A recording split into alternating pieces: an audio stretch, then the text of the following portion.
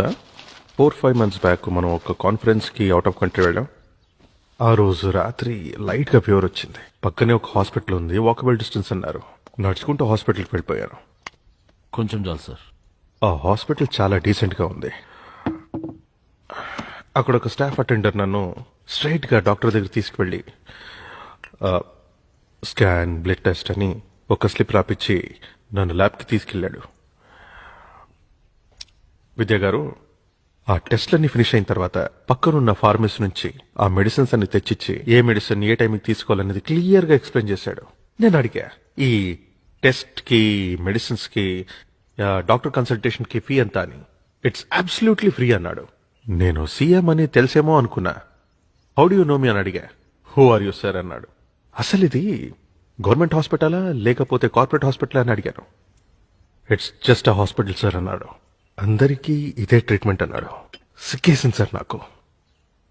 4 రోజులు నిద్ర పట్టలేదు. ఆ కంట్రీ మనకన్నా రిచ్ అని మీరు అనుకుంటున్నారేమో. హెల్త్ మినిస్టర్ గారు, దాని జీడిపి మన కంట్రీ జీడిపి కన్నా చాలా తక్కువ.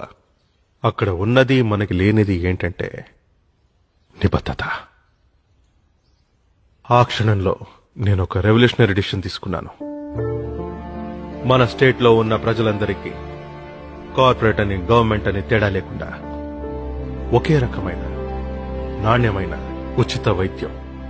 ఇది నా సంకల్పం. ఈ కార్పొరేట్ హాస్పిటల్స్ అన్నిటినీ అండర్టేక్ చేద్దాం.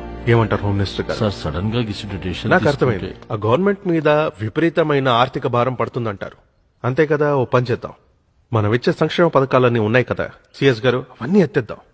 కుటుంబరావు గారు, ప్రజలకి ఉచిత విద్య, ఉచిత వైద్యం, ఈ రెండిస్తే చాలండి. వాళ్ళ బ్రతుకులు బాగుపడతాయి.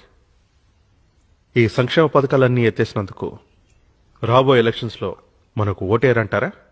ఓడిపోతామా? పోతే పోనివ్వండి, జనం బాగుంటారు కదా. అది చాలు. ఉచిత వైద్యం, ఇట్స్ మై డిసిషన్. ఈ బిల్ని మనం పాస్ చేస్తున్నాం అండ్ ఇట్స్ ఫైనల్.